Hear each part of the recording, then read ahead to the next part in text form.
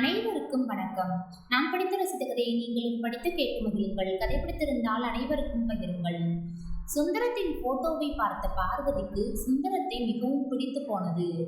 சுந்தரத்தின் கண்கள் அவளை மிகவும் கவர்ந்தது. இந்த கண்களில் நான் மட்டுமே இருக்க வேண்டும் என்று முடிவு செய்து கொண்டவள் திருமணத்திற்கும் சம்மதம் தெரிவித்தாள். அவள் என்னபடியே திருமணம் முடிந்தது.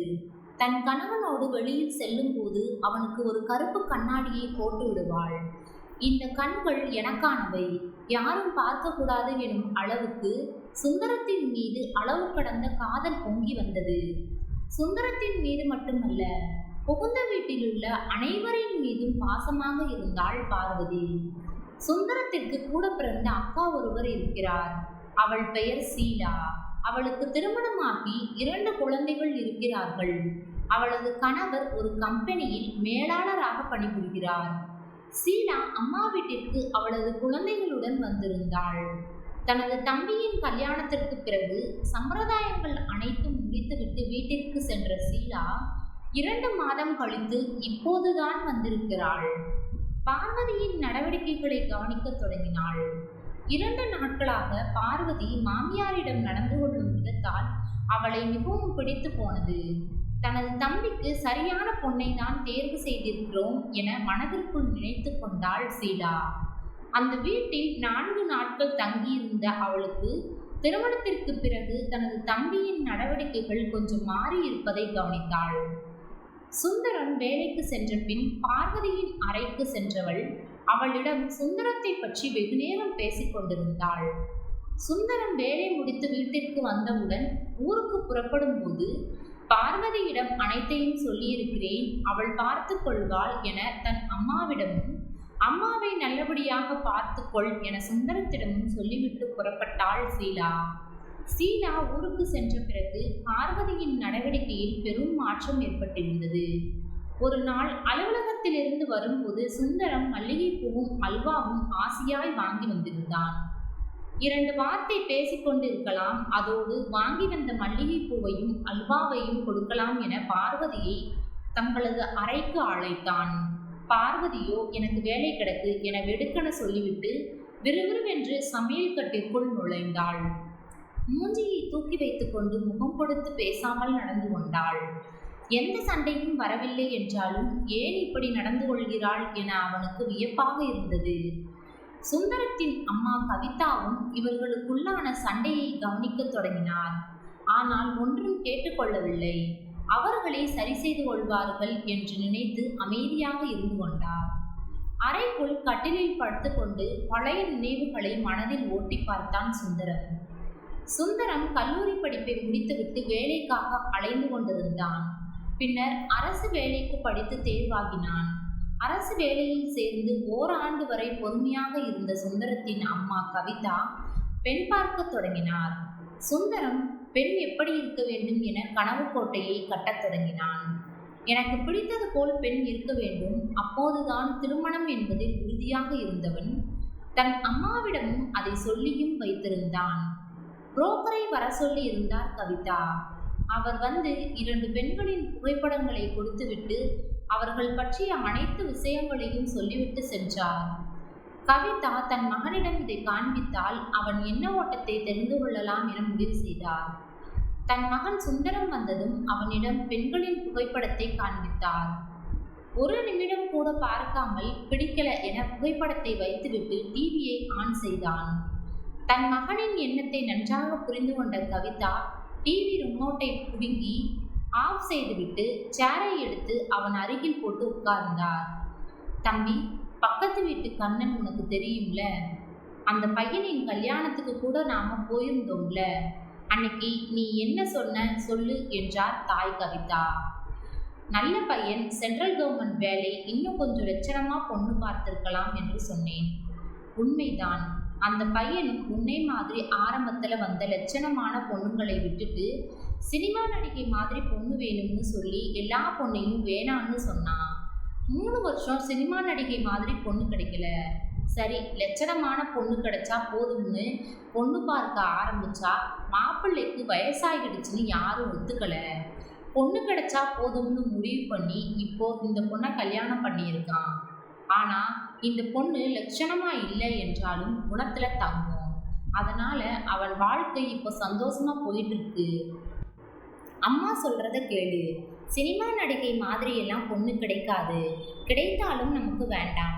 குடும்பத்துக்கு ஏத்த மாதிரி நல்ல லட்சணமான பொண்ணா இருந்தா கட்டிக்க என்றார் தாய் கவிதா. சரி சரி என தலையாட்டி விட்டு சென்று விட்டான் சுந்தரம். ஒரு வாரம் கழித்து ஒரு பொண்ணோட போட்டோவை காட்டி, இவதான் என்னோட மருமக, பார்த்துக்கோடா, வர்ற ஞாயிற்றுக்கிழமை பொண்ணு பார்த்துட்டு பூ வச்சுட்டு வருவோம்னு புரோக்கர் கிட்ட சொல்லி பொண்ணு வீட்டில் சொல்லிட்டேன் என தன் மகன் மீதான நம்பிக்கையில் அவனிடம் சொல்லிவிட்டு கிச்சனுக்குள் நுழைந்தார். பொண்ணு போட்டோவை பார்த்த சுந்தரத்திற்கு பொண்ணை பிடிக்கவில்லை. போட்டோவை வைத்துவிட்டு அப்படியே தன் அறைக்குள் போய்விட்டான். கொஞ்ச நேரம் கழித்து மீண்டும் வந்து பொண்ணு போட்டோவை எடுத்து கொண்டு போய்விட்டான். பொண்ணு போட்டோவை வெகு நேரம் பார்த்து கொண்டிருந்தவன் லட்சணமாய் இருக்கிறாள் என மனதை தேற்றிக் கொண்டான். திருமணம் முடிந்தது.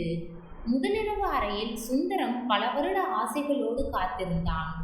பார்வதி உள்ளே வந்தாள். அவளை அருகில் அமர வைத்தவன், தினமும் நான் அலுவலகம் செல்லும் போது முத்தம் கொடுத்துதான் அனுப்ப வேண்டும் என சொல்லிவிட்டு அடுத்தடுத்து பல கண்டிஷன்களை அடுக்கிக் கொண்டே சென்றான். ஒரு வழியாக அன்று இரவு முடிந்தது. அடுத்தடுத்த நாட்களில் பார்வதியின் நடவடிக்கையால் சுந்தரம் அவளிடம் தன் மனதை இழந்தான். கொஞ்சம் கொஞ்சமாக சுந்தரத்தை தன் வசியப்படுத்தினாள் பார்வதி. 2 மாதத்தில் அவளை கேட்டுதான் எதையும் செய்ய ஆரம்பித்தான். நடந்த அனைத்தையும் நினைத்து கொண்டு கண்களை மூடி கிடந்தவன் அருகில் வந்து நின்றாள் பார்வதி. அவன் வாங்கி வந்த பூவையும் அல்வாவையும் எடுத்துக்கொண்டு வெளியே போய்விட்டாள். அத்தையிடம் பூவை கொடுத்து சாமிக்கு வைத்துவிட சொன்னாள். அல்வாவை 2 பேரும் சேர்ந்து சாப்பிட்டனர். பின் அடுத்த நாளிலிருந்து சகஜமாக பேச ஆரம்பித்தாள். ஒரு வாரம் கடந்த நிலையில் வேலையை விட்டு வரும்போது தியேட்டருக்கு போய் படம் பார்ப்பதற்காக 2 டிக்கெட்டுடன் வந்தான் சுந்தரம். சமையல் வேலைகளை பார்த்து கொண்டு இருந்தவளிடம் சென்றவன், கிளம்பு, நம்ம 2 பேரும் படத்துக்கு போகலாம் என கூறிக்கொண்டே அவள் அருகில் சென்றான். பார்வதி திரும்பி அவனை முறைத்து விட்டு, எனக்கு படம் பார்க்க மூடு இல்லை, நீங்களும் உங்க அம்மாவும் போங்க, என்னையே கூப்பிடுறீங்க என சிடுசிடுவென்று பேசினாள். ஏண்டி, அவங்கள எப்ப வேணா கூட்டிட்டு போகலாம், நீதானே என் பொண்டாட்டி, உன்னைய சந்தோஷமா வச்சுக்க வேணாமா என்றான்.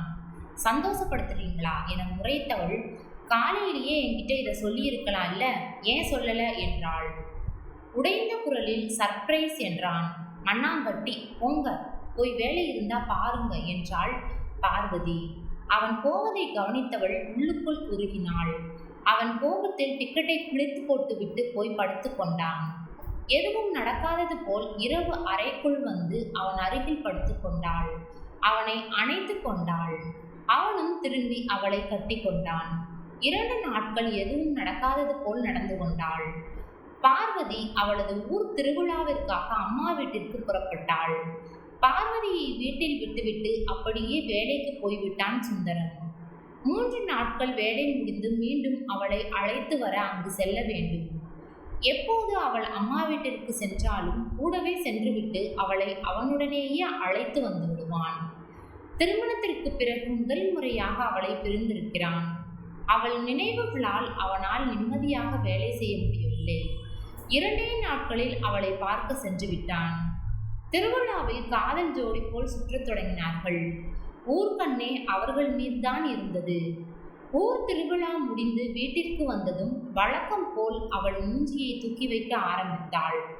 சுந்தரத்திற்கு கோபம் வந்தது. சண்டை போடுறா, ஆனா நம்ம சமாதானப்படுத்தாமலேயே சமாதானமும் ஆயிடுறா. மனைவினா இப்படித்தான் இருப்பாங்களோ, என்ன பிரச்சனைன்னு சொல்லாமலே சண்டை மட்டும் போடுறா. அவங்க அம்மா வீட்டில் இருக்கும்போது மட்டும் காதல் ரசம் வழியுது, இங்கே வந்தால் சண்டைக்கு தயாராகிடுறா. கொஞ்சம் சுதாரிப்பா இருக்கணும். அடுத்த சண்டை 2 நாளில் போடுவா. அதை சந்திக்க தயாராக இருக்கணும் என்று நினைத்து கொண்டான். அவன் எதிர்பார்த்தது போல் சண்டை எதுவும் நடக்கவில்லை. அவள் சண்டை போடலேனா என்ன, நாம போய் சண்டை போடுவோம் என்று நினைத்து கொண்டு பார்வதியின் அருகில் போய் உட்கார்ந்தான். ஏண்டி, எப்போ பார்த்தாலும் டிவியை பார்க்குற, எப்போதான் வேலையெல்லாம் பார்ப்ப, போய் வேலையை பாரு என்றான். என்ன வேலை செய்யலைன்னு நீங்க பார்த்தீங்க என்றவள் கண்ணை கசக்கி கொண்டு அறைக்குள் போய்விட்டாள். அங்கு வந்த சுந்தரத்தின் அம்மா கவிதா, என்ற அறிவு கெட்டவனே, ஏண்டா இப்படி பேசுற? அவ என்னை பத்தி என்ன நினைப்பா என்று கேட்டார். ஒரு வேலை கூட என்னை செய்ய விடுறதில்ல. எல்லா வேலையும் அவளை இழுத்து போட்டுக்கிட்டு செய்கிறா. நீ அவளை போய் வேலை செய்யலைன்னு பேசுற?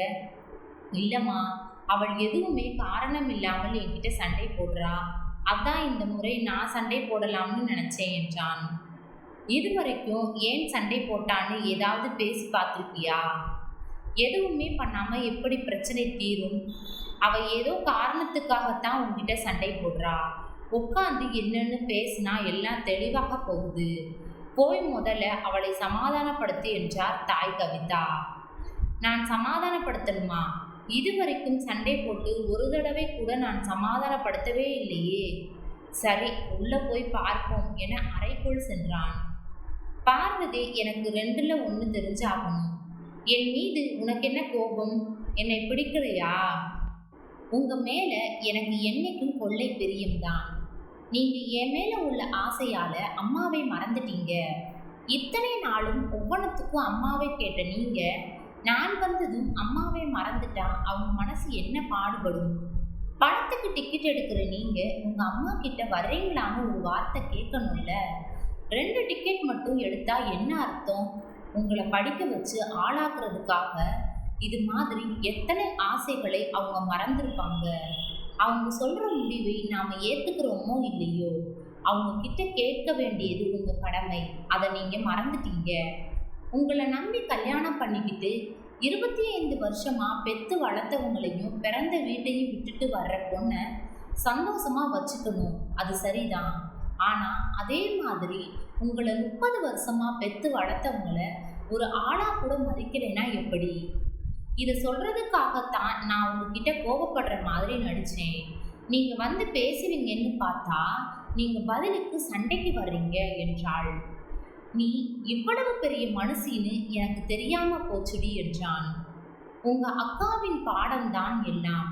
உங்க நடவடிக்கையை கவனிச்சு என்கிட்ட சொல்லிட்டு போனாங்க. அவங்க சொன்னதை நானும் புரிஞ்சுக்கிட்டேன்.